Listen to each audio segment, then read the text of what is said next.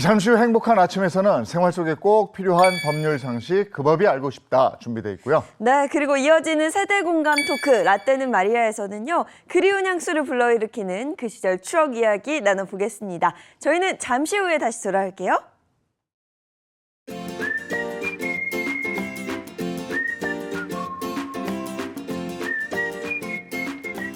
안녕하십니까. 행복한 아침 이재용입니다. 안녕하세요, 정예은입니다. 새로운 달 그리고 새로운 주가 시작이 됐습니다. 오늘이 6월 3일 월요일이고요. 그냥 멀쩡히 걷다가 발이 푹 빠져요. 그래서 사고가 납니다. 원인이 맨홀 뚜껑이었어요. 네. 도심에 지뢰밭이 되고 있다는 이 맨홀 뚜껑 사고 보상은 제대로 받을 수 있을까요? 그 법이 알고 싶다 해서 알려드립니다. 네, 그리고 그 시절 높은 연봉을 자랑하며 신의 직장으로 불리는 직업들이 있습니다. 지금은 사라진 추억의 직업들, 잠시 후 라떼는 마리아에서 이야기 나눠볼게요. 자, 월요일의 행복한 아침 시작합니다.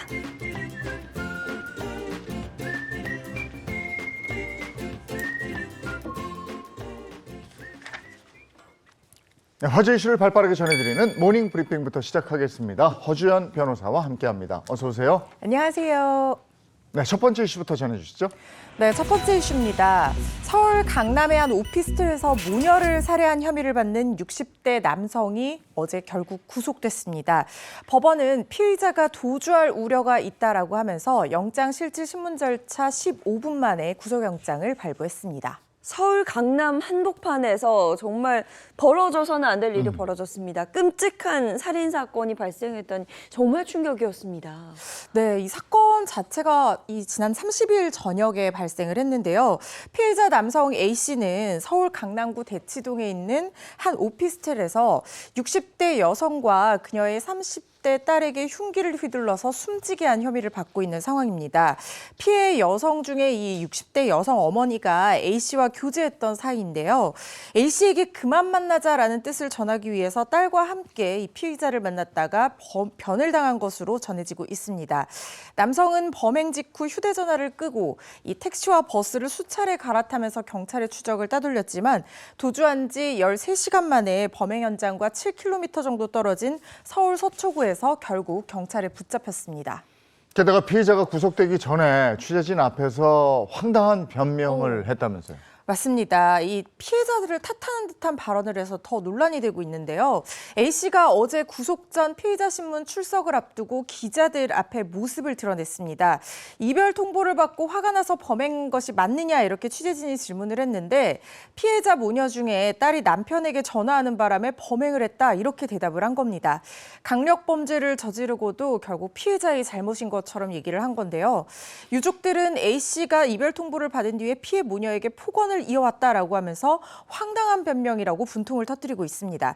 또 A씨가 평소에도 피해자 집에 찾아와서 협박을 하는 등 이 폭력적인 모습을 보여왔다면서 강력한 처벌을 바란다고 밝혔는데요. 구속된 A씨를 상대로 경찰이 정확한 범행 동기를 수사할 예정입니다. 끔찍한 범죄를 저지르고 반성은커녕 피해자 탓을 하다니 네. 아이고 정말 황당합니다. 다음 이슈 전해주시죠. 네, 주식에 빚내서 투자하는 이른바 빚투, 개미 투자자들이 늘고 있다고 하는데요. 코스피가 2,600선까지 떨어지는 등 이 국내 증시가 지지부진한 상황에서도 빚투 규모가 무려 20조 원에 육박할 만큼 급증한 것으로 나타났습니다. 코스피 지수가 떨어지면서 아마 많은 투자자들이 걱정도 많이 할 거고 정말 고민이 이만저만이 아닐 것 같습니다. 근데 이렇게 빚을 내면서까지 투자를 하는 빚투족 늘어난 이유는 뭘까요? 크게 두 가지 정도로 지금 전문가들이 분석하고 있는데요. 일단 미 연방준비제도의 금리 인하에 대한 기대감이 원인 중에 하나로 분석이 되고 있고 또 최근 미국 증시에서 인공지능 또 반도체 관련 종목이 상승을 하면서 국내 증시에도 훈풍이 불 거다 이런 기대감이 두 번째 이유로 꼽히고 있습니다. 연준 금리 인하 기대감이 지난해 12월 제롬 파월 연준 의장이 금리 인상 종결을 시사하면서 고개를 들기 시작했는데요. 하지만 이 미국의 실물 경기가 고금리 기조에도 건실한 성장을 보이면서 미국의 금리 인하 가능성이 옅어진 데다가 이런 여러 가지 요인들이 글로벌 통화 시장, 통화 정책의 불확실성이 커지고 있는 상황이어서 비투가 더 우려되는 상황입니다. 조금 전에 뭐 미국의 반도체 종목 말씀을 네. 하셨는데 여기서 비투족이 가장 많이 투자하는 게 반도체 종목이에요? 네, 반도체 투톱에만 무려 1조가량 투자금이 몰렸다고 하는데요. 비투 규모는 신용거래 융자 잔액을 통해서 가늠할 수 있습니다. 신용거래 융자 잔액이라고 하는 것은 투자자들이 증권사에서 주식을 사기 위해서 돈을 빌린 다음에 갚지 않은 금액을 뜻하는데요. 이 잔액 규모가 커질수록 결국에는 빚을 내서 투자에 나선 이들이 많다는 얘기겠죠. 한국거래소에 따르면 지난달 삼성전자의 신용융자 잔액이 무려 6,807억에 달했다고 하고요. SK하이닉스도 2,496억을 기록을 했다고 하거든요. 반도체 투톱에만 1조 원가량의 비투가 몰렸다 이렇게 추산해 볼 수 있는 상황입니다. 하지만 투자자들 기대와는 달리 국내 증시가 지지부진한 흐름을 이어가고 있기 때문에 비투 전체 규모 20조 원에 육박하는 이 현 상황에 대한 우려의 목소리는 커지고 있습니다. 빚은 이자도 감당을 해야 되는데 그렇죠. 지금 계속 이렇게 지지부진하면 더 피해가 클 텐데 큰일입니다. 자, 다음 이슈 전해주시죠. 배달비 아끼기 위해서 포장 주문 서비스 배달 앱을 통해서 이용하시는 분들 많으시죠. 저도 가까운 거리는 걸어가서 포장 주문 많이 이용하곤 하는데요. 그런데 배달앱 민족 앱에서 다음 달부터 고객이 포장 주문을 한다고 하더라도 업주들에게 포장 수수료를 받겠다고 해서 논란이 되고 있습니다. 포장 주문을 해도 수수료를 받겠다. 이 업주들의 부담이 좀 커질 것 같은데요. 자세히 좀 전해주세요. 네, 배달의 민족 어플에서 이 다음 달부터 신규 입점 점주들에게 포장 수수료를 부과한다 이렇게 밝혔는데요. 배달 수수료와 똑같이 6.8%의 수수료를 적용할 계획이라고 합니다. 예를 들면 2만 원어치 음식을 판매한 점주들은 기존에 내지 않았던 1,360원의 수수료를 포장 주문에도 내야 되는 상황인데요. 뿐만 아니라 기존 점주들도 내년 4월부터는 수수료를 내야 한다고 합니다. 그러다 보니 업주들의 반발이 커질 수밖에 없습니다.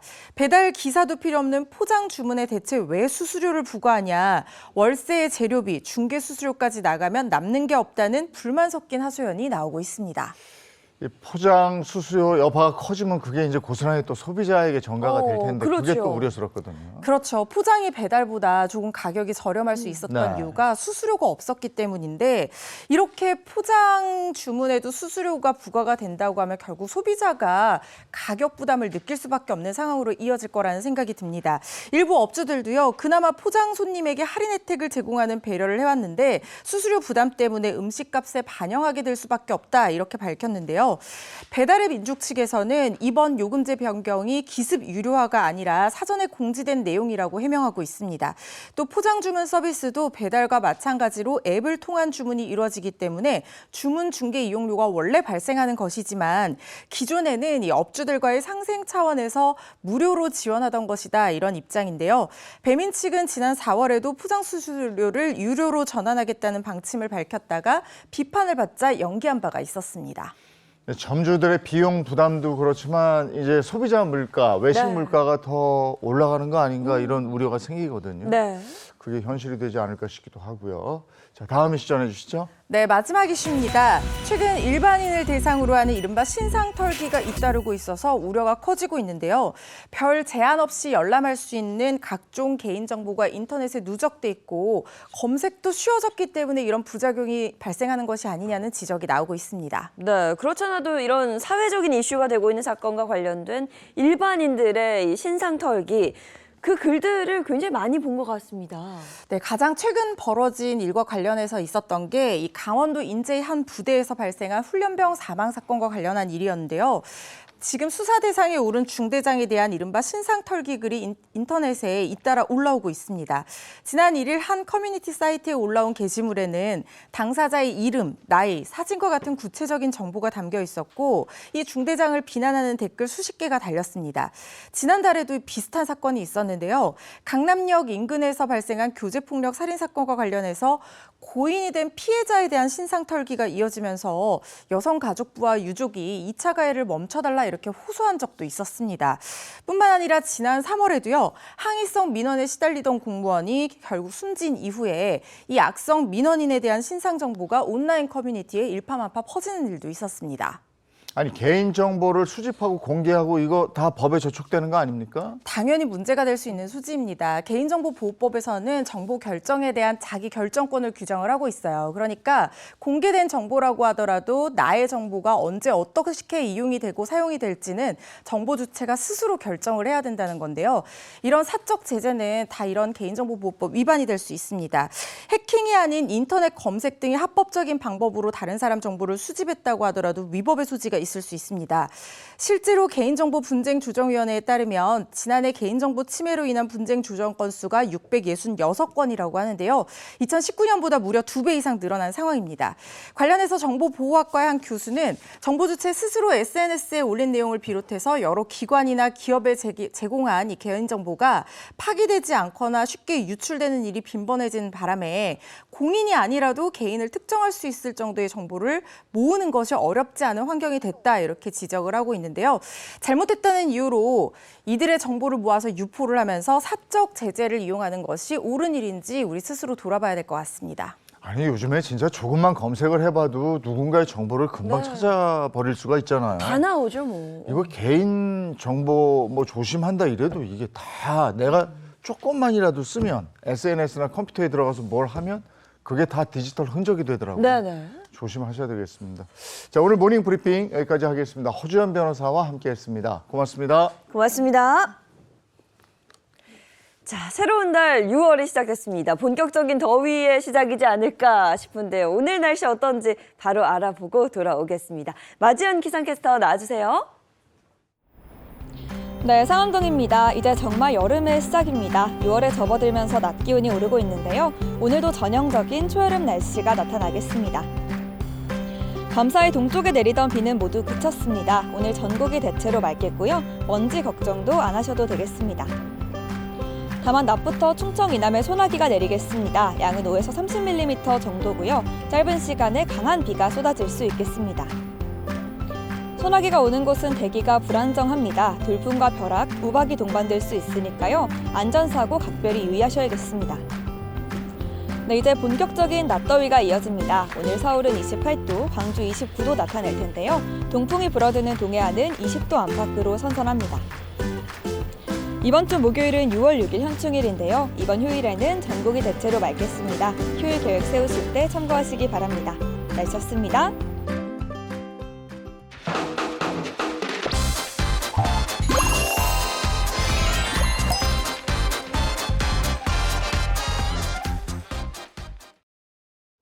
네, 최근 경제 소식 모아봤습니다. 더 핫한 경제 방송인 박수림 씨 그리고 장진택 기자 함께합니다. 어서 오세요. 반갑습니다. 반갑습니다. 네, 반갑습니다. 자, 요즘 뭐 경제 관련 얘기하면 꼭 나오는 말이요. 최근 가게 문을 닫고 있는 소상공인이 늘고 있다. 뭐 이런 얘기 나옵니다. 네, 그렇습니다.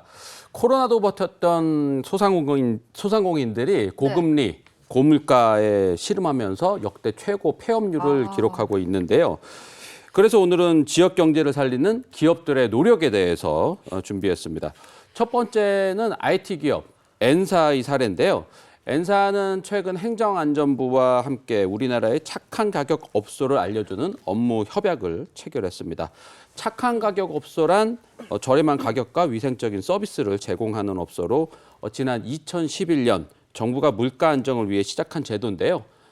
N사는 전국 총 7,200여 개에 달하는 착한 가격 업소의 정보를 자사의 지도 앱에 제공할 예정이라고 합니다. 네, 소비자들을 위해서 일부러 가격을 올리지 않고 있는 식당의 착한 가격 업소라는 타이틀을 주고 있는데 네. 이런 제도는 좀 널리 알려졌으면 좋겠고요. 또 다른 사례는요.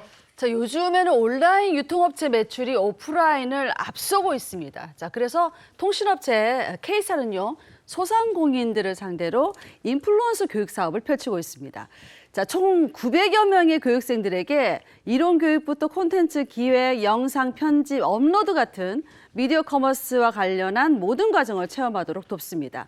이 중에 우수 교육생으로 선발된 사람에게는 맞춤형 TV 광고 제작과 송출까지 지원한다고 합니다. 요즘 온라인 판매는 뭐 선택이 아닌 필수라고 하더라고요. 맞아요. 온라인으로 새로운 판로를 개척해서 이 위기를 이겨낼 수 있길 바랍니다. 또 다른 사례도 궁금해요. 네, 마지막은 유통업체 엘사의 사례인데요. 엘사는 이달 30일까지 100여 농가의 판로를 개척하고 지역축제 활성화를 돕는 행사를 진행하는데요. 해당 행사는 지역 상생을 강화하기 위해 기획된 것으로 지난 설 명절에는 지역 특산물을 설 명절 세트로 판매에 호응을 얻었고요. 또 엘사의 일부 지점은 그 지역 농가의 판로를 새롭게 개척한 공로를 인정받아 표창을 받기도 했습니다. 이번 행사는 지역 축제와 연계해서 진행되며 수박이나 밤 같은 지역의 대표 품목을 30% 할인 판매할 예정이라고 하니까요. 관심 있는 분들은 참고하시길 바랍니다. 네, 오늘 경제 소식은 여기까지 하고요. 이번엔 우리 주변에서 일어나는 사건, 사고를 법의 관점으로 풀어보겠습니다. 그 법이 알고 싶다.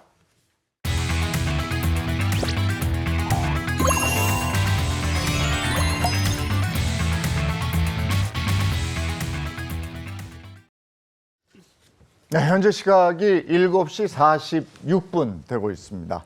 월요일에 고민 해결사 이호선 상담심리 전문가와 함께합니다. 어서 오세요. 안녕하세요. 반갑습니다. 네, 그리고 법률 해결사 강성신 변호사 또 허주연 변호사 함께합니다. 반갑습니다. 반갑습니다. 첫 번째 주제부터 바로 갈까요? 네, 평범하게 길을 걷다가 갑자기 난데없는 사고를 당하는 사람들이 있다고 하는데 첫 번째 주제는요. 발로 밟자마자 폭삭 부서졌다. 전국 콘크리트 맨홀 사고 주의입니다. 맨홀이 부서지다니 이게 어떻게 된 일이에요? 그러게. 무서운데요? 예, 지난해 12월 부산에서 한 남성, 20대 남성이 겪은 사고인데요. 네. 길을 걷던 남성 A 씨가 두께 2.5cm의 맨홀 뚜껑이 부서져서 아래로 빨려 들어가는 아찔한 사고를 겪었는데요. 다행히 팔을 걸쳐서 생명은 건졌지만 어깨를 다쳤어요. 아이고. 입원 치료를 받아야 했는데 A 씨는 맨홀 뚜껑을 밟는 느낌이 났는데 그대로 빨려 들어가는 사고다. 빠져나오지 못할 것 같아서 두려웠다라고 이제 당시 상황을 설명하고 있는데요. 그런데 그로부터 한 달 뒤 네. 이번에는 강원도에서 또 비슷한 사고가 일어났습니다. 아니, 맨홀 뚜껑이 열려 있어서 거기 빠지는 게 아니라 맨홀 뚜껑을 밟았는데 깨지는 사고였다는 거 아니에요? 또 일어났다고요? 네. 근데 이번에는 강원도 춘천에서 40대 여성 B 씨가 그 성인 주먹보다 좀 큰 그 네. 구멍이 맨홀의 구멍에 이제 발을 빠질 뻔한 사고를 당했는데요. 다행히 다치지는 않았지만 B 씨가 사고를 당한 맨홀 안쪽 깊이가 2m가 넘는 그 지하 공간이 있었다고 하고 또 안에 그 추락 방지 시설조차 없었다고 합니다. 아니, 추락 방지 시설이 없었다는 거 저는 그거 좀 심각한 거 그렇죠. 같은데 맨홀 자체가 무너지는 것도 진짜 상상 못할 일인데 네. 예를 들어서 빠졌다 엄청난 일인데 밑에 추락 방지 장치나 아니면 뭐 사람을 좀 위험해서 덜 다치게 할 만한 장치가 그렇죠. 없다는 거는 네. 너무 좀 문제인 것 같아요. 네. 그리고 맨홀 뚜껑을 이렇게 밟았을 때 깨지는 일은 잘 없었던 것 같은데 왜 이런 사고가 반복적으로 발생하는 건가 싶어요. 이 확인을 해보니까요, 이 사고에 공통점이 있었는데요. 바로 콘크리트 맨홀이었습니다. 예, 지금 화면으로 보이는 이 맨홀, 이렇게 생긴 맨홀, 이거 다 보신 적 있으시죠? 많죠, 저거. 네, 그럼요. 뭐 흔하게 볼 수 있잖아요. 맞아요. 네, 우리 주변에서 흔하게 볼 수 있는 이 맨홀 뚜껑은 도시 미관에 어울리는 디자인으로 만들어져서 이른바 조화 맨홀로 불리는데요. 네. 그 철제로 만든 뚜껑이 하나에 이제 철제로 만든 맨홀 뚜껑이 한 2, 30만 원 하는데 한 개? 예, 이 콘크리트 맨홀 뚜껑은 개당 10만 원 안팎. 아, 반값 저렴하구나. 가격이 이렇게 절반밖에 되지 않기 아이고. 때문에 이 저렴하다는 강점 때문에 2000년대 초반부터 예, 이게 또 중국에서 아하, 콘크리트 맨홀 중국. 뚜껑을 수입해서 이 전국 곳곳에 설치했다고 합니다. 아니 근데 아이들은 걸어가다가 이런 뚜껑 보이면 고기 이렇게 딱 올라가요. 맞아요. 맞아요. 큰일 나겠네. 밟아보잖아요, 뭐. 근데 요즘에 아닌 게 아니고 이런 뚜껑들이 많이 보이는데 이게 가격이 저렴하다는 거 아니에요? 단점이 더 클 것 같은데 이제. 네, 단점이 당연히 있죠. 네. 이 내구성이 약하죠. 그렇구나. 예, 설치된 지 20년이 지금 거의 지나고 있는데 이 콘크리트 맨홀이 부식되거나 균열이 생기는 곳이 상당히 많아졌고요. 아하. 예, 이게 언제 부서질지 몰라서 보행자 안전을 위협하게 된 겁니다.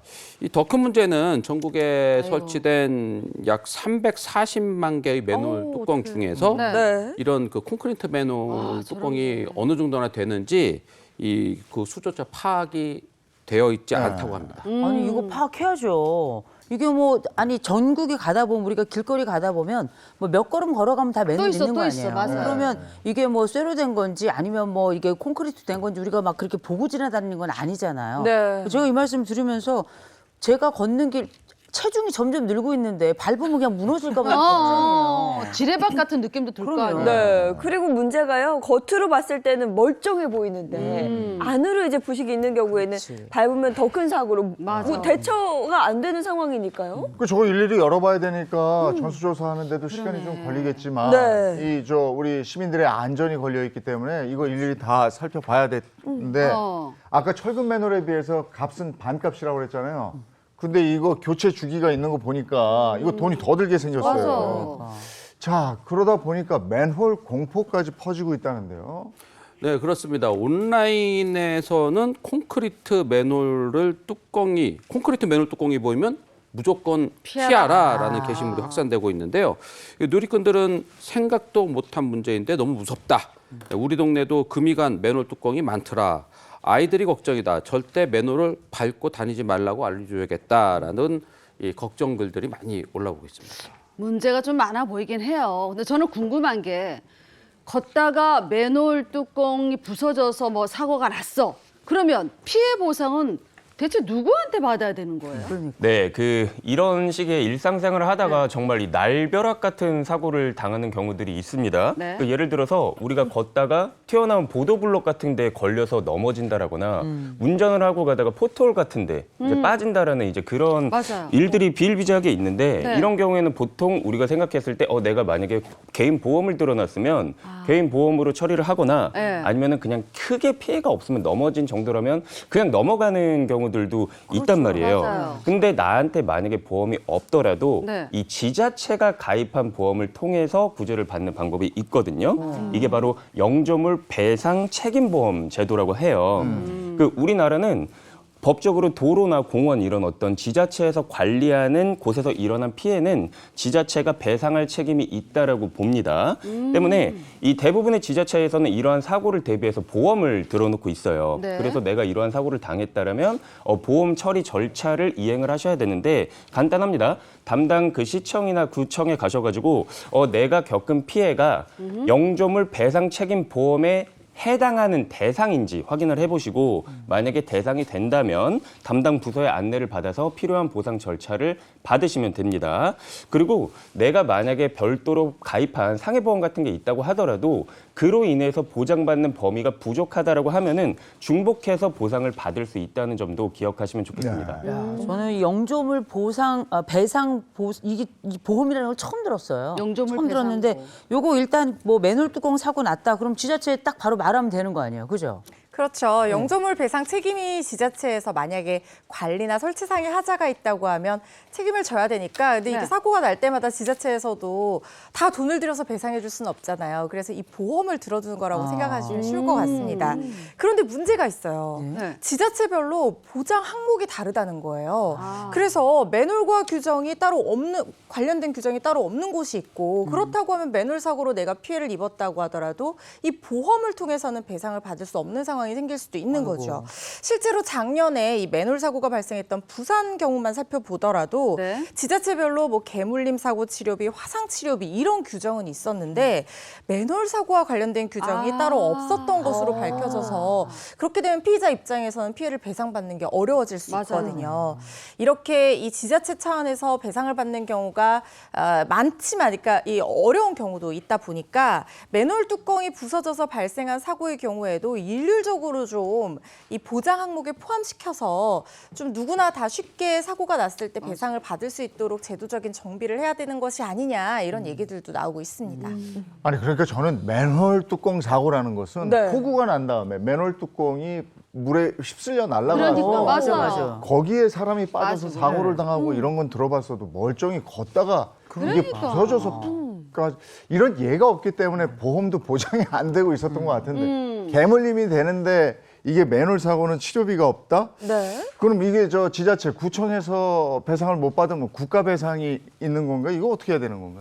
일단은 구청에서 들어놓은 보장 보험의 대상이 아니다라고 하면은 결국에는 방법은 뭐 소송 이제 밖에 네. 없겠죠. 그래서 최후의 방법으로는 이제 국가 배상을 생각을 해볼 수가 있는데요. 그 실제로 지난 2020년 경기도에서 그 또 다른 보행자가 부서진 맨홀 뚜껑을 밟고 왼쪽 다리가 골반으로 골반이 빠져가지고 땅으로 빠지는 사고를 당해서 전치 2주의 부상을 입었는데요. 이분이 지자체에 보상 문의를 했지만 네. 보험 처리 대상이 아니므로 국가 배상 절차를 밟아라라는 안내를 받았다고 합니다. 네. 근데 사실 이런 사고를 당했을 때 보통 피해자들이 이 국가 배상을 받는 대신 그냥 개인이 어떻게 그냥 참고 그래, 견디거나 맞아. 아니면은 그냥 개인 보험 처리를 하는 경우가 많단 말이에요. 왜 그러냐면 결국에는 제도 절차가 까다롭다라는 게 문제점이에요. 물론 이 국가 배상 심의회라는 것도 있어서 우리가 국가 배상을 소송 이전에 좀 더 간이하게 구제를 받을 수 있는 방법이 있긴 하지만 이 경우에도 결국에는 피해를 입으신 분이 검찰청에 가셔가지고 직접 신고를 하고 관련 증거를 또 제출을 하고 그리고 심의회가 열리는 데에도 시간이 뭐 6개월에서 1년 이 정도로 꽤 긴 시간이 걸리기 때문에 그리고 나아가서 정말 소송까지 가게 된다면 더욱더 긴 시간이 필요하기 때문에 사실 그 동안이면 다친 거 다 그래, 버릴 다 거예요 나아. 아마. 네네 그렇기 때문에 현실적으로 좀 이거를 어떻게 좀 긴급하게 구제를 해야 되는가라는 좀 문제점이 일어나고 있는 실정입니다. 네. 이거 재판 기간이 길고 막 이러는 게 사람이 이렇게 길어지잖아요. 지쳐. 그러면 지쳐, 맞아. 지치고 이 성질이 죽어. 그래. 맞아요. 그래가지고 아우 관도 관도. 아야, 맞아. 그만해, 안 하고 그냥. 말어. 그래서 길게 하는 거야. 그런데 사실 뭐 보상도 보상이지만 가장 중요한 건 이런 사고 자체가 발생하지 않는 거거든요. 그렇지, 그렇지. 뭔가 확실한 대책이 좀 필요합니다. 그래서 지자체에서 나서고 있다고 합니다. 맨홀 뚜껑을 조금 더 튼튼한 것으로 바꾸는 교체 작업을 실시를 하고 있다고 하는데요. 맨홀 뚜껑 정비 사업이라고 해서 먼저 지난해 말 이 보행자가 맨홀 뚜껑이 빠지는 바람에 이 다치는 상해가 발생했던 이 부산시에서 맨홀 뚜껑 17만여 개를 전수조사를 했다는 거예요. 그런데 17,000개가 교체가 된다고 판단해서 지금 왼쪽에서 이 오른쪽으로 철제 뚜껑이 오른쪽이거든요. 네네네. 저 철제 뚜껑으로 교체하는 그런 사업을 진행하겠다 이렇게 밝힌 상황이고요. 외에도 뭐 강원 춘천시, 경기도 고양시, 청주시, 또 경남 김해시, 서울 서초구와 양천구에서도 이런 교체 작업, 정비 사업을 시작하고 또 추락 방지 시설을 설치할 예정이라고 합니다. 아니 근데 지금 말씀하신 곳곳 다 잘하고 있긴 한데 이게 그냥 전국에 다 있는 거잖아요. 어디는 하고 어디는 안 하고 이럴 게 아니고 전체가 나서가지고 다 당연히 해야 되는 해야 돼, 일인데 맞아. 아니 이제 왜냐하면 장마철 다가오면 전국에 장마철 장마권 안에 다 드는 거 아니에요. 맞아요. 그럼 맨홀 뚜껑 사고 또 날 수 있는 거 아니에요. 맞아요. 싹 다 갈아엎어야죠. 그 재작년인가 남매가 맨홀에 빠져서 사망하는 그런 안타까운 사고 있었잖아요. 예, 그럼요. 다시는 네. 이런 일이 있으면 안 돼요. 그렇죠. 네, 그렇습니다. 네. 이게 그 2022년 여름에 일어난 맞아. 강남역 남매 사망 사고. 예, 다들 기억을 하실 텐데요. 네. 시간당 100mm가 넘는 이 기록적인 폭우가 쏟아진 날 한 남매가 숨진 채 발견됐었는데 이 알고 보니 빗물이 역류해서 맨홀 뚜껑을 이렇게 치고 올라온 거죠. 그래서 맨홀 뚜껑이 열리는 열려 바람에 그 속에 휩쓸려서 사망했던 사고였습니다. 당시 현장에 찍힌 블랙박스에는 이 누나가 맨홀에 빠지자 남동생이 이걸 잡으려다가 같이 휩쓸리는 모습이 담겨서 아주 안타까웠었죠. 네. 이게 얼마나 가슴 아픈 사고였습니까? 네네. 근데 이 사건에 대한 법원의 배상 판결이 나왔다면서요? 네, 그렇습니다. 이 사고에 대한 배상 책임을 두고 유족 측이 이제 지자체를 상대로 손해배상 청구 소송을 진행을 했는데요. 법원에서 어떻게 판결을 내렸냐면 지자체의 책임이 있다. 그리고 유족에게 약 16억 가량을 배상을 해라라는 이제 판결이 나왔어요.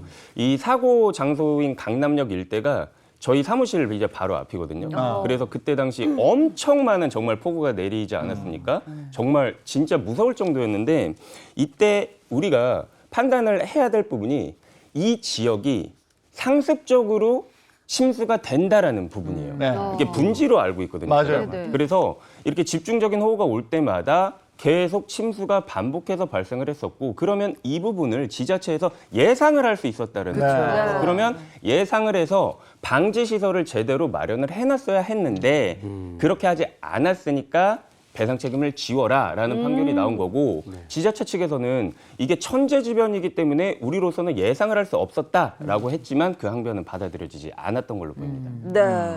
장마철마다 정말 이런 사고가 반복되거든요.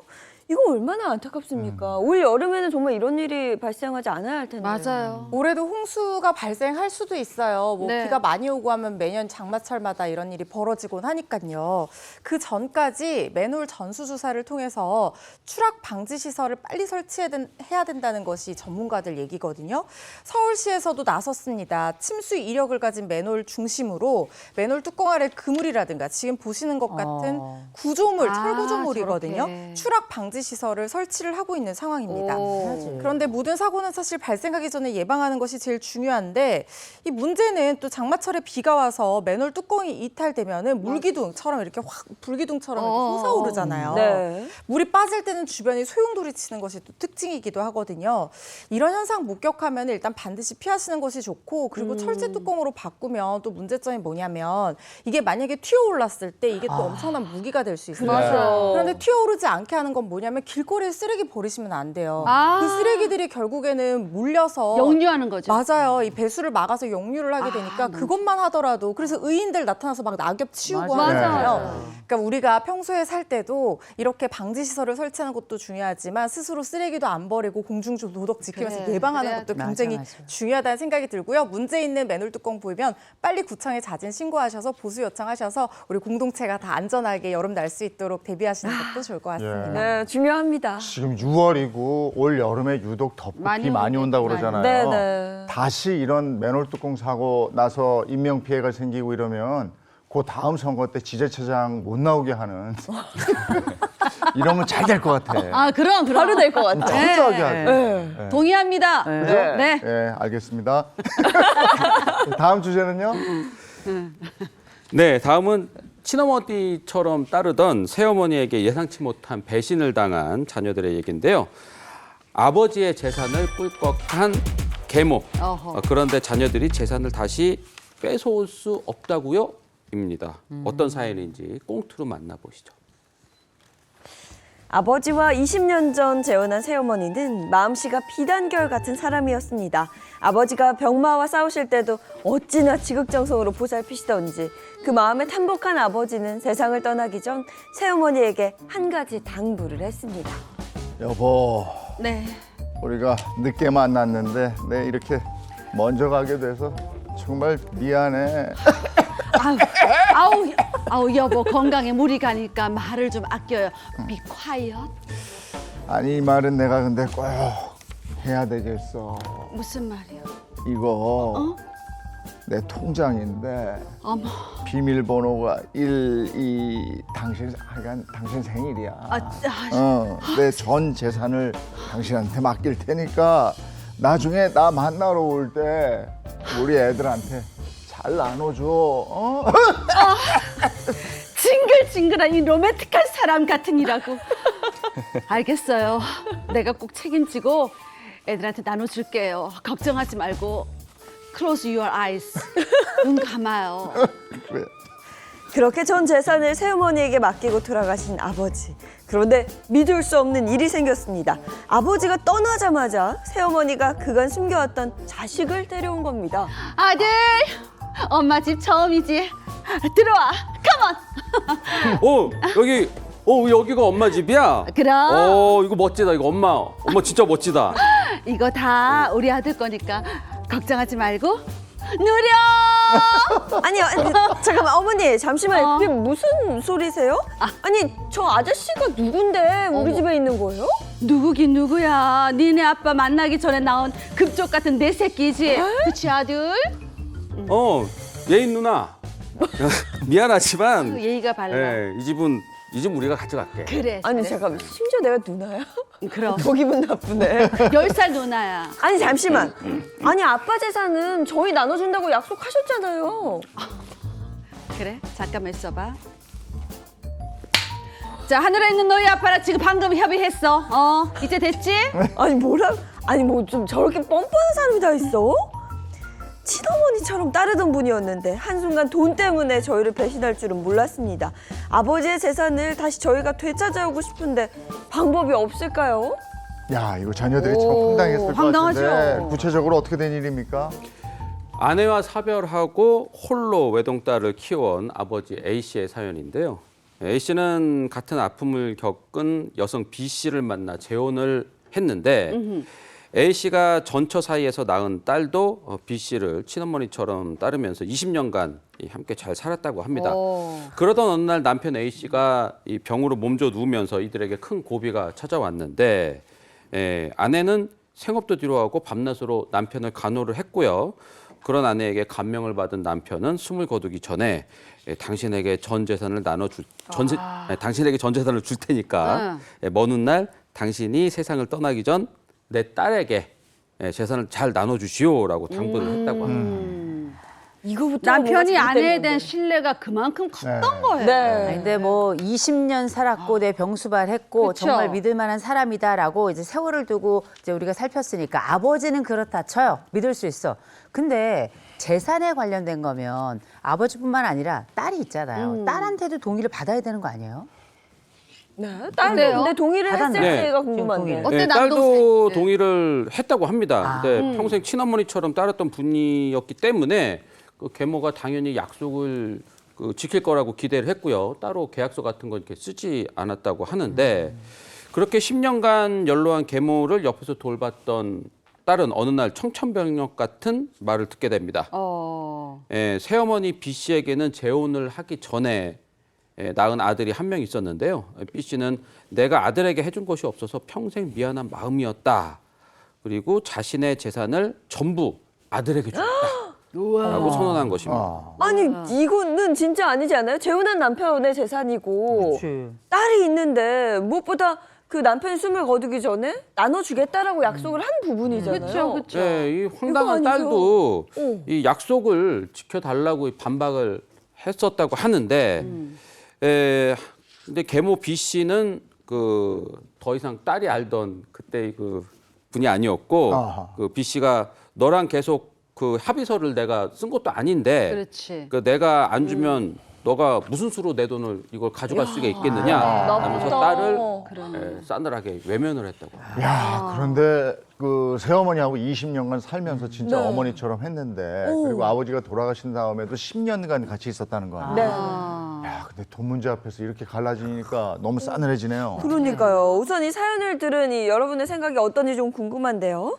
새어머니가 아버지의 전 재산을 가져간 후 전처의 딸에게는 유산을 주지 않겠다라고 돌변했습니다. 자, 그렇다면 딸은 새어머니에게 빼앗긴 유산을 돌려받을 수 있을까요? 혹은 없을까요? OX 한번 들어서 한번 맞춰보도록 하겠습니다.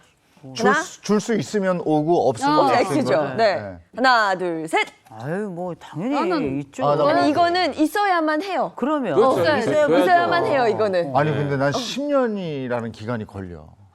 아, 기간? 돌아가신 다음에 10년 동안 같이 있었다며. 네. 근데 유류분 뭐 이런 거 있잖아요. 아니 예전에 보니까 네. 10년이더라고 다. 아, 그 데드라인이. 기간이 예. 뭔가 이렇게 다시 뭐 소송을 10년 할 수 있는. 전에면은 괜찮은 것 같은데. 그 10년 얘기하지 마세요. 아니, 아니 뭐든지 10년 뒤지더라고. 아, 정말. 그래도 재산은 다 계모 거긴 하지만 네. 네. 딸이잖아. 네. 아버지 친딸이잖아요. 아니, 그리고 뭐 그럼 어느 내가- 정도 나눠줘야 되는 부분이 있을 것 상속 같은데. 포기하겠다 이런 각서를 쓴 것도 아니고. 맞아. 네. 이거 제가 정답이 이렇게 궁금한데요? 아무리 그래도 아니, 장 기자님 말씀하세요. 아무리 그래도 이게 법이 그죠? 이게 법이 아무리 그래도 사람 이렇게 야, 이제 됐습니다. 예, 알겠습니다. 예. 화가 나가지고 지금 화나서 지금 우리 장 기자님 말이 안 나와요. 지금 그 정도입니다. 뭐예요? 말이 안 돼요. 답은요? 강 변호사. 답은 아, 안 되는구나. 그래 10년이 걸린다니까. 아니 변호사님 그렇게 살지 마세요. 우리 인간적으로 합시다, 인간적으로. 도와주세요, 변호사님. 아니 우리가 좀 이 사실관계 정리를 해봐야 될 것 같은데 그 제가 봤을 땐 이런 상황인 것 같아요. 일단은 그 아버지가 돌아가시기 전에 자기의 전 재산을 이 계모한테 증여를 한 것 같습니다. 네. 증여를 했고 이제 돌아가셨잖아요. 돌아가셨는데 지금 이 계모도 돌아가시게 생긴 것 같아요. 왜냐면 여기서 보니까 연로한 네. 이제 계모라고 하시거든요. 그리고 이 계모가 내가 죽으면 내 유산을 너희한테는 주지 않을 거야라고 이제 딸한테 얘기를 한 상황인 것 같아요. 네. 이제 이러한 상황에서 사실 뭐 재혼 가정이 많이 늘어나고 있잖아요. 그래서 이런 상속 분쟁들이 많이 일어나고 있는데 일단 결론부터 말씀드리면 이 딸은 이 계모한테는 상속인이 아니에요. 아, 예. 그렇지. 그렇죠. 그래서 이 계모가 자신이 가진 자기 재산을 자신의 사망 시에 이 딸들한테는 줄 의무가 없는 거죠. 어허. 그런 왜냐면 거네. 어떠한 인척관계 이게 인척관계에 불과하기 어. 때문이에요. 예전에는 민법이 개정되기 전에는 이 계모도 상속의 관계로 포섭을 같이 시켜가지고 판단을 했었는데 이게 바뀌었어요. 왜냐면 생전 한 번도 못 본 계모와 그런 어떤 자식들 간의 맞아. 관계가 또 문제가 생기면서 아 계모의 관계는 이런 상속인의 문제에서는 더 이상 해당이 되지 않는 걸로 보고 있습니다. 그렇기 때문에 이 딸들은 사실 계모와는 어떤 상속과 피상속의 관계가 아닌 거죠. 그거 좀 이상해요. 피로 가더라고. 그 이상해. 왜냐 어쨌든 내 아버지랑 결혼을 했잖아요. 맞아. 그리고 나서 나랑 30년 살았잖아요. 그러네. 아니 그럼 30년 살았으면 아무리 전처가 아니라 전처의 할아버지라도 그 전처의 그 30년 그 자녀들과 같이 살았으면 이 재산을 전처의 받아야지. 자녀라고 못 받는 건 이상하고 그러면 그 계모 재산은 그 누가 받아요 그거를? 그런 계모가 만약에 빚이 있다고 하면 반대로 생각하면 계모가 나 구박하고 같이 산 기간도 30년이 안 됐는데 빚을 내가 갑자기 받아야 된다고 하면 이것도 불합리할 수 있잖아요. 빚 얘기하지 마세요. 그래서 어쨌든 그래서 계모의 어떤 그 계모의 재산을 내가 상속받기는 어려워졌어요. 그럼 계모도 계모의 상속자가 있을 거 아니에요. 누구냐? 원칙으로 돌아갑니다. 1순위 상속인은 자녀잖아요. 계모가 만약에 자녀가 있다고 하면 그 자녀가 1순위 상속권자가 되는 거고요. 그다음에 2순위는 결국 직계 존속이죠. 부모가 되는 거고 3순위가 형제 자매, 4순위가 사촌인의 반계 혈족 이렇게 원래 민법 원칙대로 그 사람의 상속권자에게 돌아가게 되는 거예요. 그래서 결국에는 수십 년을 같이 살았다고 하더라도 상속을 못 받게 된다. 이것이 결론적으로 맞는 것 같습니다. 근데 딸이 10년간 이 계모 어머니 새어머니를 모셨잖아. 제가 시어머니를 모시고 있고 그런 점을 인정받아서 기여분 같은 게 있잖아요. 그럴 수 있겠네. 그 정도는 받을 수 있지 않을까요? 간단하게 말씀드리면은 일단 이 기여분이라는 제도 역시 상속인과 피상속인의 관계에서만 이제 인정이 되는 거예요. 네. 어떻게 상속인이 피상속인의 재산 증거에 특별히 어떤 기여를 하거나 뭐 특별하게 봉양을 했을 때 인정되는 것인데 말씀드렸다시피 이 관계는 그런 관계가 아니라서 그 법률상 인정되는 기여분도 주장하기는 좀 어려워 보입니다. 또 하나 안타까운 게 이제 세금 공제도 달라질 수 있어요. 증여세만 예로 들어도 차이가 큽니다. 아버지가 살아계셨을 때 딸이 만약에 계모로부터 다시 재산을 받았다라고 하면 재산 공제를 5천만 원까지 받을 수가 있어요. 왜냐하면 내 직계 존속, 내 아버지의 배우자거든요. 네. 그래서 이때는 살아 계시는 상태에서는 배우자 법률혼 관계니까 5천만 원까지 받을 수 있는데 아버지가 돌아가시고 돌아가셨으니까. 나면 이제 더 이상 사실상 뭐 법정 친족은 될 수 있겠으나 어떤 혈족 관계는 아니잖아요. 그러니까 피를 나눈 관계는 그러네. 아니잖아요. 그래서 이때는 1,000만 원까지밖에 공제를 받지 못할 수 없어요. 아니 이 집에서 드는 생각은 우리 아버지가 이걸 좀 아셨다면 아. 아니 미리 좀 알아보고 하셨어야지. 이거 딸은 또 어떻게 해요? 이렇게 계약서 한 장 없이 그냥 다 넘긴 거잖아요. 말만 했잖아요, 그냥 구두로. 내가 느닷없이 죽게 됐는데 우리가 상속 증여 또 따지고 죽기는 좀. 그건 그렇죠. 네요. 당시 마음은 이해하지만 그럼 딸이 그래도. 법적으로 이 계모한테 좀 받을 수 있는 방법 뭘 준비해야 됩니까? 그러니까 절차? 이전에 뭐를 준비해 놨으면 좋겠냐면은 네. 예를 들어서 내가 이 계모로부터 진짜 친자처럼 인정을 받을 수 있는 제도를 통하면 돼요. 그게 바로 친양자 입양 제도거든요. 입양. 그래서 나를 친양자로서 입양을 시켜라 라고 얘기하면은 아까 말씀드렸던 문제가 일고에 다 해소가 되는 거예요. 왜냐면 상속인이 되는 거니까. 네. 네, 이런 방법을 생각하실 수 있습니다. 아니 근데 친양자가 되고 싶습니다 해도 해주겠냐고요. 이거 알고 있을 텐데 그 과정이 쉽지만은 않을 텐데 또 다른 방법은 없을까요? 또 다른 방법은 이제 계모가 좋은 분이어가지고 그래요. 네, 전처 자식한테 증여를 해주면 사실 간단해요. 그런데 이거야 뭐 언제든지 내가 마음 먹으면은 넘겨주지 않은 상태라고 하면 구두로 했다고 하면 취소도 할 수 있고 맞아요. 이걸 기대하기는 쉽지가 않겠죠. 아하. 마지막은 유류분 반환 청구를 해보는 방법입니다. 그러니까 배우자나 자녀가 주장할 수 있는 최소한의 상속분을 우리가 유류분이라고 하잖아요. 그래서 아버지가 계모에게 전 재산을 물려줘서 딸이 만약에 법정 상속분보다 적게 받는 상황이 왔다라고 한다고 하면 내가 이 공동 상속인으로서 유류분을 청구할 수 있는 경우가 생길 수도 있어요. 그런데 문제는 뭐냐면 이것도 시효가 있습니다. 아까 10년 말씀하셨잖아요. 상속이 개신된 날부터 10년 안에 해야 되는데 자신의 유류분이 침해된 지 안 날로부터 1년 안에 이걸 해야 돼요. 그러니까 이 경우라고 1년 하면 안에.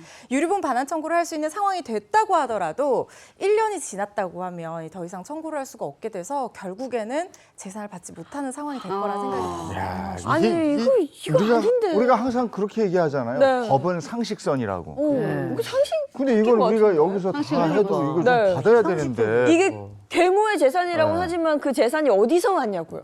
내 아버지한테서 왔잖아요. 왜 이렇게 저 화가 나죠? 아니 그리고 내가 아까 그래서 하는 거예요. 내 아버지하고 내 어머니가 결혼하면 당연히 내가 그 자식이 되는 줄 알았어요. 그렇지. 네. 자, 이 조금 더 화를 내고 싶은데 방송 네. 시간 여기까지 합시다. 예. 분노 조절. 워, 네. 네, 그 법이 알고 싶다 여기까지 하겠습니다. 고맙습니다. 고맙습니다.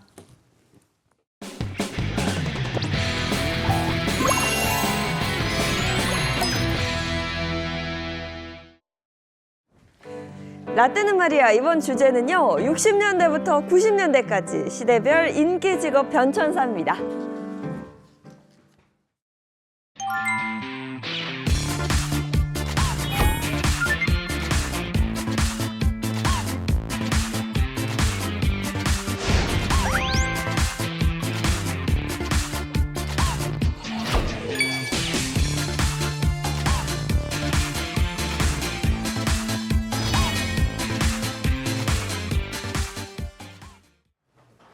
세대 간의 추억을 공유하는 시간 라떼는 말이야. 오늘은 직업이에요, 직업. 네. 그 세대마다 정말 이 다양한 직업들이 있고 뜨는 직업, 지는 직업이 있고 이런데 요즘에는 AI 얘기하면서 모든 직업에 침해를 받을 것이다 이러잖아요. 그래, 맞습니다. 맞아요. 지금 저 굉장히 위태로워요. 아, AI 맞아. 아나운서가 나왔고요. 나왔더라고요. 영순이에요, 영순이. 오, AI 뭐 아이돌, AI 예능 PD까지 나왔다고 합니다. 인공지능이 언젠간 내 일자리를 위협할 수도 있겠다. 네. 그런 생각 혹시 하세요? 제 직업은 침범할 수 없어요. 오, 그럴 그러니까 것도 AI라는 건 뭐 저장되어 있는 메모되어 있는 것들은 다 쏟아낼 수는 있지. 하지만 저 같은 코미디언 같은 경우는 즉흥적이거든요. 그 순발력이 애드립이라는 이 순발력 이런 거 이거 AI가 넘어올 수 없는 법이야. 못 와. 날 따라올 수 없어. 그걸 뭐 스스로 이렇게 막 되뇌이고 있는 것 같아. 안 된다 이거고. 근데 약 40년 전에 지금하고 네. 비슷한 일이 벌어졌답니다. 그게 뭐냐면 60, 70년대 최고 인기 직업이 뭐였을까요?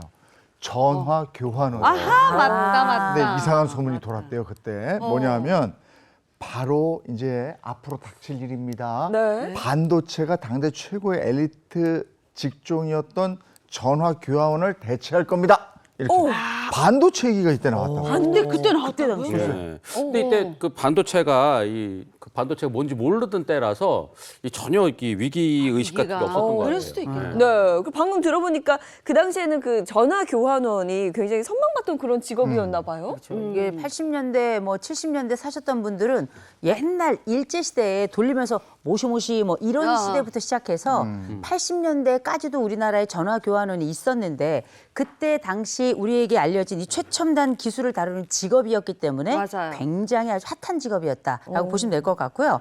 그리고 이 초창기에는 이 전화 교환원이 남성들이었어요. 처음에는 남성들이었는데 나중에 이제 하다 보니까 좀 더 밝고 명랑하고 친절하고 그렇지. 이런 사람들이 교환원에 어울리겠다 이런 의견들이 많아지면서 이제 1920년대부터 전화 교환원이 그 이전 처음 아주 초창기부터 하고 다르게 대부분 여성이 맡았는데 우리나라도 뭐 50년대, 60년대, 70년대 다 여성 교환원이었어요. 네. 여성 교환원이었고 근데 이거는 또 아무나 할 수 없었습니다. 특별한 조건을 갖춘 자여만이 이 조건들이 충족될 때 전화 교환원이 될 수 있었다는데 궁금하죠? 네. 이게 어떤 조건들이었어요?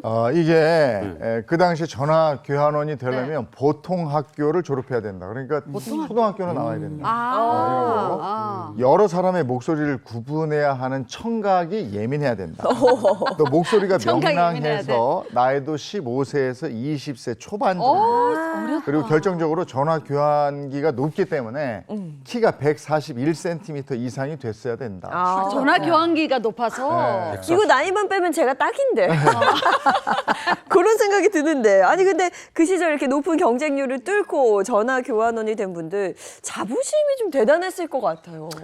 자부심 대단할 만하죠. 이 정도 조건들을 맞추기가 당대에는 쉽지 않았기 때문이죠. 근데 제일 먼저는 우리가 사람들이 생각할 때 야, 다른 직업은 모르겠는데 전화 교환원이 기계로 대처해야 되는 게 말이 되냐. 그렇죠. 그때 당시만 해도 이게 상상을 할 수 없었던 게 뭐냐면 전화 교환원이 그때 당시만 해도 기억력이 아주 대단했어야 했어요. 또 한 가지는 상황 대처를 위한 센스가 있어야 했습니다.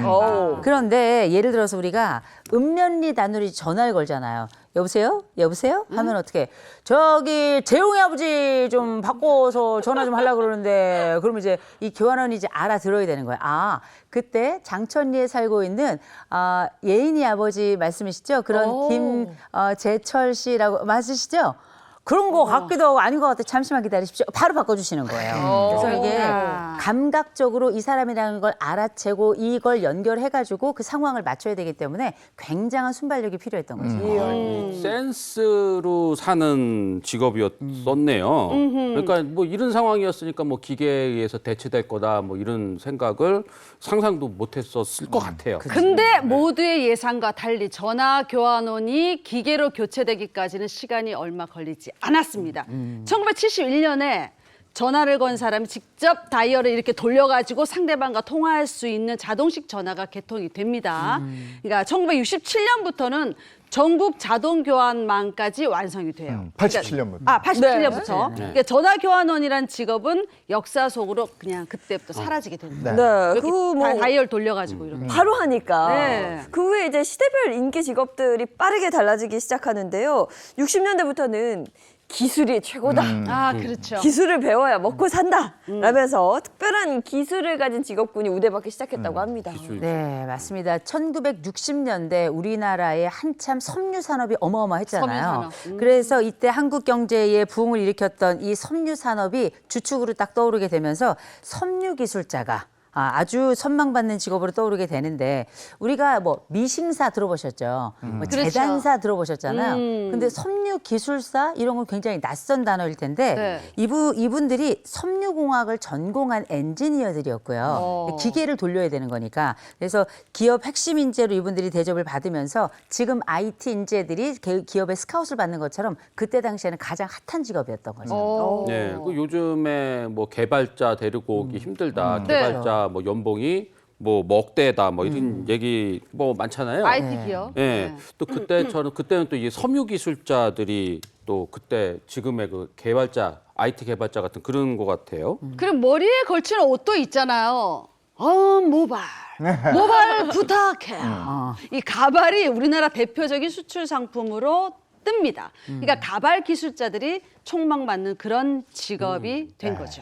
요즘에는 우리가 K컬처, 뭐 K드라마, 맞아요. K 뭐 K팝, 많죠. 뭐 이렇게 얘기하는데 K 그때 화장품. K가발. K가발. 그러니까 단연 60년대에 가발 사업이 빠르게 성장해서 70년대는 정말 가발로 술축 1억 달러를 달성할 정도로 대단했고요. 당시에 한국의 K가발이 인기였던 이유가 한국인 특유의 꼼꼼한 손놀림으로 머리카락을 일일이 꿰는 덕분에 다른 나라 제품보다도 질이 좋고 맞아요. 수명이 길었다고 합니다. 그러면서 아주 핫한 동네가 하나 생겨나기 시작하는데 거기가 바로 구로공단. 아하. 지금 이제 구로 디지털 단지가 됐는데 네. 이때 그때 당시만 해도 구로공단에 한 40여 개 정도의 가발 공장이 있었다 그래요. 오. 그러면서 말씀하셨던 것처럼 우리나라 사람들이 젓가락 쓰고 아주 네. 섬세하고 아주 맞아. 그 머리가 좋잖아요. 그러면서 이 손재주가 좋은 가발 기능공들이 많이 탄생했고 또 기능공들이 가지고 있는 그 특유의 집중력, 또 섬세한 손놀림 이게 우리나라 가발 산업 성장에 아주 기초가 됐다고 봐야 되겠죠.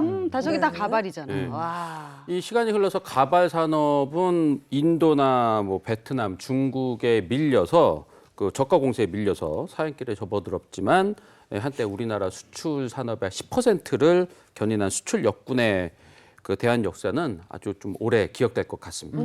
그리고 또 60년대 인기 직업 직종하면 버스 안내요. 아, 그렇죠. 이야기 해봐야죠.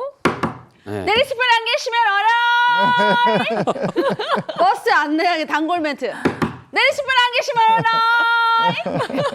어라. 1961년 모든 버스에 승차 하차를 돕는 버스 안내양이 있었습니다. 그러니까 여차 장제가 도입되면서 1987년에는 전국의 버스 안내양이 3만 명. 엄청나죠. 야. 그녀들의 평균 연령이 낭낭 18세. 아. 그러니까 그 당시 지방에서 도시로 돈을 벌기 위해서 올라온 여학생들에게 버스 안내양은 진짜 로망이자 꿈의 직업이었어요.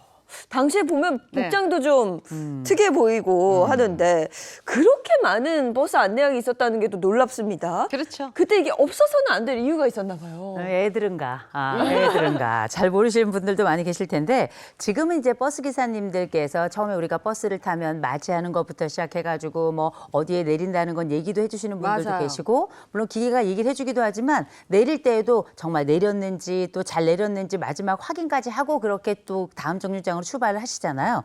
근데 지금처럼 이렇게 운전에만 집중을 할 수 있었 때가 지금은 모든 분들이 이걸 다 해야 되니까 사실은 그렇죠. 힘이 드는데 당시만 해도 운전기사님들은 뭐만 한다? 운전만 한다. 한다. 왜냐? 말씀하셨죠? 네. 오라이! 옆에 해줘야 돼. 안내양께서 함께 하셨기 때문에 가능했다는 일이죠. 네. 이 복장도 특이해 보이는데 이 특별한 유니폼이 있었던 것 같아요. 그 근무복은 회사마다 다 달랐죠. 근데 안내양들의 몇 가지 특징이 있었습니다. 네. 일단은 모자. 그 모자를 썼는데 그렇죠. 베레모나 빵모자를 쓰는 경우가 많았고 헤어스타일은 굉장히 단정한 여고생들처럼 단발머리를 맞아. 했어요. 긴 머리를 하지 않은 이유는 버스 문에 끼일 수 있으니까 머리가 긴 안내양은 아무도 없었습니다. 오. 저 한참 이제 학교 다닐 때도 안내양이 있었거든요. 네. 있었던 때가 있었는데 그때 당시 안내양들이 할 수 없었던 스타일이 있었습니다. 그 스타일 중에 하나가 바로 뭐냐? 귀걸이, 목걸이, 맞아. 액세서리 이런 것들은 기본적으로 이제 손님들 워낙에 많으니까 상처를 입히거나 혹은 끼거나 혹은 문제가 될 수 있기 때문에 아예 착용이 불가능했고 또 한 가지 안내양들이 쓸 수 없었던 게 하나 있어요. 그게 뭐냐? 장갑이었습니다. 장갑? 겨울철 장갑. 잔돈을 줘야 되잖아요. 옛날에도 거스름돈. 그렇죠. 거스름돈 있고 또 옛날에 토큰 쓰던 때도 뭐 버스표 받을 때도 이게 날아가거나 할 수 있으니까 이런 것들을 정확하게 하기 위해서 한겨울에도 맨손으로 일을 하고 그 찬 버스를 두들겨 가면서 또 사람 많을 때 이렇게 다 이렇게 커버해서 갔잖아요. 맞아요. 네. 이런 어려움이 좀 있었던 거죠. 나중에는 손가락 끝만 잘라가지고 장갑 동전을 그렇죠. 해야 맞아요. 되니까. 해야 되니까. 너무 손이 시리니까. 아니 저는 일반 버스에만 있는 줄 알았는데 이게 뭐 고속버스나 관광버스에도 안내양이 있었어요? 관광버스, 고속버스에도 안내양이 있었어요. 근데 시내버스와는 안내양이 차원이 좀 다른 게 요즘 치면 비행기의 스튜어디스 같은 그런 느낌? 그러니까 복장부터 이렇게 미니스커트 같은 세련된 제복을 입었어요. 그러니까 당시 고속버스 안내양은요. 그 땅 위의 스튜어디스. 그러니까 이렇게 불릴 만큼 많은 여성들이 선망하는 그런 직종이었어요. 네. 좀 세련됐죠. 예, 느낌이 또 별명처럼 그 스튜어디스랑 비슷한 업무를 했다고 합니다. 네. 예, 버스 운행 시간, 도착 시간을 그 안내 방송으로 전하고요. 그렇죠. 또 수시로 그 버스 통로로 오가면서 그 승객들이 안전띠 했는지 이런 거 맞아, 하고 맞아. 그리고 그 비행기의 기내식처럼 그 음료수를 그 직접 나눠주기도 맞아요. 했었다고 맞아, 하더라고요. 물 주고 그랬어요. 네. 참 신기해. 저는 얘기 들으면서도 기내식처럼 음료도 좋구나. 저는 이런 저 생각하게 썼어, 되는데. 물, 예. 물. 근데 이분들 아무나 되는 게 아닙니다. 선발 기준이 엄격했는데요. 이 기준 여러분 충족되는지 한번 보세요. 제일 네. 첫 번째 고졸 이상이어야 됩니다. 좋아, 괜찮아. 야, 그때 당시에 고졸 이상은 굉장한 학력이에요. 맞아요. 두 번째로는 외모가 출중해야 됩니다. 괜찮아, 할 수 있어. 저는 떨어졌어요. 예. 그리고 신장이 160 이상 돼요. 저 돼요, 완전. 딱 걸렸어. 전 줄어서 안 됩니다. 그런데 이제 이런 그 조건들을 가만 생각해 보면 거의 미인 대회를 방불케 했다라고 볼 수 있고, 그래서 어떤 고속버스 회사에서는 아예 미인 대회를 열어가지고 여기서 사실 그 뽑힌 사람들을 안내양으로 쓰는 이런 일들도 있었는데, 사실 그때의 인기를 생각해 본다면 우리도 버스 타면 이 언니가 어떻게 생겼나, 남자애들 보게 돼요. 중에도 내가 늘 타는 버스에 안내양 좋아하는 애들 많았었거든요. 맞아요. 마찬가지로 이 특별히 고속버스에 타는 안내양들은 그야말로 인기 절정이었다 이렇게 봐야 되겠죠. 이 고속버스 안내양은 80년대까지 유지가 되다가 네. 1992년에 우등버스가 생겨요. 그러면서 완전히 사라지게 되는 거죠. 지금 생각해 보면 교통사고 났을 때 근데 굉장히 위험했어요. 그렇죠. 왜냐하면 안전벨트 없이 앉아있잖아. 서서 막 다니거나 아니면 이렇게 조그만 이렇게 접이식 의자 같은 데 네, 앉아 있거나 맞아요. 맞아. 안전벨트도 굉장히 좀 부실했기 때문에 어떻게 보면 이렇게 고속으로 달리는 차 안에서 이렇게 돼 있다? 이건 없어지는 수순을 걷는 거죠. 예. 당연하지 않나 이런 맞아요. 생각도 듭니다. 자, 그리고 이제 70년대로 가보겠습니다. 70년대에 이르면 종합상사에 다니는 이른바 상사맨이 최고의 결혼 상대로 꼽혔다 그래요? 요즘에는 의사, 변호사 같은 사자 직업이 선망 많이 받잖아요. 근데 70년대는 무역이 활성화되면서 사자 직종이 그때도 각광받게 됩니다. 상사. 현땡 종합상사, 럭땡 금성상사, 국땡 상사 이렇게 사자 붙은 직업들이 선망의 대상이 되는데, 물론 삼땡 물상 같은 산자 직종도 있었습니다. 예. 생각해보면 우리가 이제 월남에서 돌아온 김상사 그 상사 아니고요.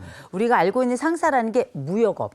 그렇죠. 무역업에 종사하는 분들 상업할 때 상자를 써가지고 상사맨이다 보통 이렇게 불렀는데, 이분들이 왜 굳이 당시에 최고의 업종이라고 얘기했겠는가? 가장 첫 번째가 고소득입니다.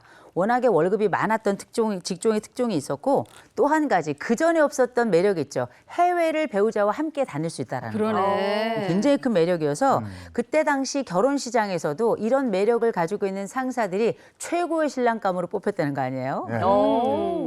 그리고 이때부터 그 중동 건설 특수 같은 게 이제 이런 것들이 생겼는데, 건설 관련 기술자들로 이제 그 유망 직종으로 이 건설 관련 업종들도 많이 좀 떠올랐었죠. 중동 건설 붐이 일어난 이유가 있는데 네. 1973년에 중동 산유국들이 석유를 무기화하면서 막대한 양의 오일 머니를 벌게 됩니다. 맞아요. 그 돈으로 도로 닦고 항만도 만드는 대규모 건설 사업을 시작하게 되는 거죠. 그러면서 기술력이 좋은 사람들이 필요하게 됐는데, 부지런하고 기술력 좋다. 역시. 한국이죠. 건설 기술자들이 간 거예요. 역시. 아니 이게 정말 부지런하고 더군다나 영특하고 정말 성실했던 이분들이 열기와 싸워가면서 그때 당시에 정말 외화에 첨단을 걸었던, 그리고 국가에 정말 헌신하면서 여러 가지 역할들을 하게 되는데, 당시 중동에 파견됐던 근로자들이 월급의 5%만 현지에서 본인이 사용하고 나머지 거의 90% 넘는 건 본국 우리나라로 이제 한국으로? 보내게 되는 거예요. 그러면서 1980년대에 이분들이 벌어서 보냈던 총금액이 어느 정도였는가? 62억 달러 정도? 지금으로 환산하면 8조 5천억 정도. 엄청나게. 지금 생각해도 엄청난데 그때 당시엔 얼마나 대단했겠어요. 그렇죠. 그래서 그때 당시에 우리나라가 벌어들였던 외화의 50%를 이분들이 벌었던 걸로 대체했다. 이렇게 보시면 될 것 네. 같아서 대단하네요. 우리나라 경제 성장에 이분들이 피와 땀이 있었다라고 말씀드릴 수 있겠죠. 이야, 대단합니다. 그리고 이제 80년대로 넘어와서는 금융산업이 크게 성장합니다. 그러면서 새로운 직종들이 또 주목을 받았다고요? 그럼요. 80년대 최고 직장으로 떠오른 곳이 바로 은행과 증권회사였습니다. 근데 그 당시 한국 증시가 엄청난 성장세를 자랑했잖아요. 그러니까 80년대 말에는 한국 국민의 절반 정도가 주식 투자를 할 정도로 주식 붐이 일었습니다. 그래서 상사맨이 이어서 금융사의 땡땡 은행맨, 증권맨 이런 것들 높은 소득을 자랑하는 이 안정적인 직장으로 각광을 받았죠. 증권맨이 최고의 직장으로 떠올랐죠. 네. 그야말로 그 증권 회사로 직장 옮기고 이런 네. 분들도 많았고요. 그때 비로소 우리가 펀드 매니저 뭐 이런 직업군에 대한 얘기를 듣게 됩니다. 네, 새롭게 떠오르는 네. 직업이 된 거죠. 자, 그리고 시대별로 이렇게 인기 있던 직업도 천차만별이었지만 시대별 인기 아르바이트도 달랐다고 합니다. 그렇죠. 네. 그 특별히 1970년대에 가장 인기 있었던 아르바이트는 네. 어떤 게 있었는가? 아르바이트. 이게 뭐예요?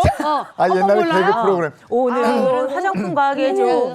짠! 이런 게 있었죠. 아, 이거 모르는구나. 저 태어나서 처음 들어요. 그래요? 아, 그럼 그러셨구나. 추억의 개그 프로 이런 것도 해야겠다. 네, 나 때는 그러니까요. 말이야. 인기요 뭐 이런 것들도. 근데 그때 당시 1970년대 가정교사 아르바이트가 그렇게 대단한 인기를 끌었는데 이건 아무나 할 수 있었던 건 아니고요.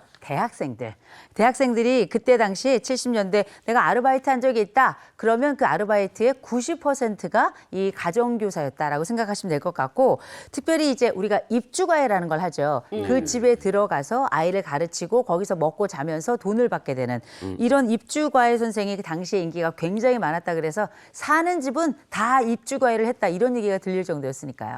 요즘 세대는 입주 과외가 좀 낯설죠. 선생님이 와서 수업하고 가는 거잖아요. 근데 입주 과외는 그 학생의 집에서 선생님이 하숙하면서 학생을 가르치는 거예요. 그런 거잖아요. 당시 입주과외가 인기가 있었던 이유가 있습니다. 아, 과외비로 등록금도 벌었고 그리고 지금 말씀하신 것처럼 하숙이 하숙비. 해결돼요. 그러니까 일석이조니까 선망했고 특히 지방에서 상경해서 학업을 이어가야 되는 그런 학생들한테는 이것보다 더 좋은 아르바이트가 맞아요. 없었습니다. 돈도 벌고 숙식도 해결되고. 근데 1980년 과외 금지 정책이 시작이 되죠. 맞아. 그러면서 이 아르바이트는 모두 불법이 되고 말아요. 네, 맞습니다. 이 80년대에는 정부가 사교육과의 전쟁을 선포를 하면서 과외를 하다가 걸리면은 이 학생, 이 대학생은 무기정학, 퇴학되는 거죠. 그리고 이제 과외 교사는 형사 입건, 네, 그리고 학부모는 직장 해고까지. 아, 이거 무서웠어요. 학부모 직장 해고. 직장에 가면 엄청 셌네. 아, 진짜 무시무시했는데. 몰래 하다가 그러면 과외 아르바이트를 해오던 학생들 새로운 아르바이트를 찾았어야겠는데요? 그럼요. 대학생들의 혹독한 사회 도전기가 시작이 됐습니다. 당시 인기 아르바이트 대망의 1위가 안녕하세요. 바비 김나는 낮에 DJ 리미 인사드려요. 자, 음악다방 DJ 알바가 진짜 1위였었어요. 다들 기억하실 거예요. 아유, 그럼요. 네.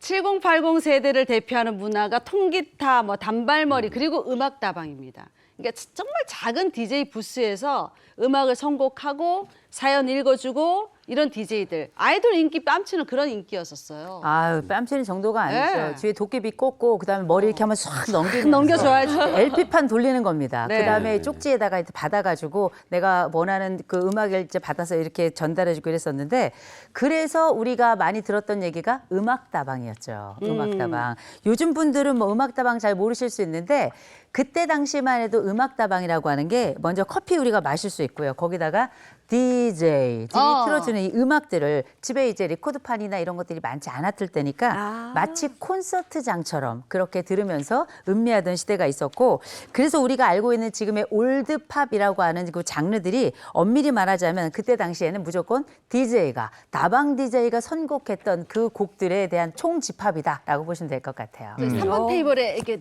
스텝 바이 스텝 부탁드립니다. 그런 식으로. til 못해가지고 제가 당황하셨어요. 대본이 한번 없으면 쓸어줘야지 이렇게. 자, 그리고 이 학교 주변에는 네. 그 학생 아르바이트 DJ들이 많았는데 그 번화가에는 연예인처럼 이 뭐 직접 전업으로 DJ 그 하시는 분들도 많았고 또 처음에는 우연히 또 아르바이트로 DJ 하다가 예, 인기를 끌면서 전업 DJ 이렇게 되신 분들도 예, 그렇게 또 아티스트까지 되시는 분들도 많았어요. 아이 그때는 분식집에도 다 맞아요. DJ가 있었고요. 맞아요. 또 예전에 기억나는 게 엘리베이터에도 올라갑니다. 엘리베이터가 뭐 올라갑니다. 내려갑니다. 내려갑니다. 네. 뭐 있었고 또 화장품을 요즘에는 다 어떻게 구매하세요? 그냥 제가 가서 사는 가서 거죠. 사는 네네, 매장 그때는 가서. 다 방판이었죠. 방판이 있었죠. 방문 판매. 방판 예, 있었죠. 그래서 네. 집에 와서 그분들이 가끔 어머니 팩 해주고 그럼요. 그러면 쭉 동네 아주머니들 누워 계시고 거기서 누워서 얘기하고 거기서 또 이렇게 화장품 판매가 이루어지고 그런 게 있었는데 네. 이게 다 추억 속에 들어갔네요 진짜. 네. 짧은 시간에 돈 많이 벌려면 네. 건설 현장에 많이 갔었어요. 아, 그런 것도 있었어요. 근데 가면 질통을 매야 돼. 매고, 맞아. 돈 더 줬거든요. 맞아. 그런 아르바이트도 있었고. 네. 아이고 다양하네요. 네. 또 이런 직업과 아르바이트를 통해서 그 시대로 들어가 봤습니다. 네. 오늘 여기까지 해야 되겠네요. 고맙습니다. 고맙습니다. 자, 여름이 성큼 다가왔습니다. 오늘 날씨 알아보고 돌아오죠. 마지은 기상캐스터 나와주세요. 네, 상암동입니다. 아침까지 내륙 지방에는 안개가 끼겠습니다. 가시거리 1km 정도로 시야가 답답하니까요. 출근길 안전운전 하셔야겠습니다. 오늘 전국 하늘 맑게 드러나 있습니다. 하늘에는 가끔 구름만 지나겠고요. 오늘 공기질도 상쾌하겠습니다. 반면 충청 이남에는 소나기 소식이 들어 있습니다. 순간적으로 강한 비가 집중될 수 있겠는데요. 계곡물이 불어날 수 있어서 야영객분들은 조심하셔야겠습니다. 대기 불안정이 강해지면서 돌풍과 벼락이 칠 수 있겠고요. 일부 지역은 쌀아구박도 동반되겠습니다. 농작물과 시설물 관리 잘해주시기 바랍니다. 오늘 서울의 낮 기온 28도, 내일은 29도까지 오르겠고요. 당분간 내륙 지역은 낮 기온이 30도에 육박합니다. 반면 동풍이 맞닿는 동해안은 20도 안팎으로 서늘합니다. 네, 이번 주 중에는 대체로 맑은 가운데 때때로 소나기 구름이 지날 수 있겠습니다. 기상정보 잘 확인해 주시기 바랍니다. 날씨였습니다. 이제 6월이니까 뭐 완연한 여름이라고 봐야 되겠죠. 네, 맞습니다. 네. 계절의 여왕 5월이 지나고 이제 6월, 뭐 여름의 시작이다라고 네. 보셔도 될 것 같아요. 오늘도 일부 지역에 따라서는 기온이 굉장히 껑충 뛰니까요. 옷차림 가볍게 하시고 기상정보 확인하시는 게 좋겠습니다. 저희는 내일 아침 7시 30분에 다시 돌아올게요. 행복한 아침, 행복한 하루 되십시오. 고맙습니다. 고맙습니다.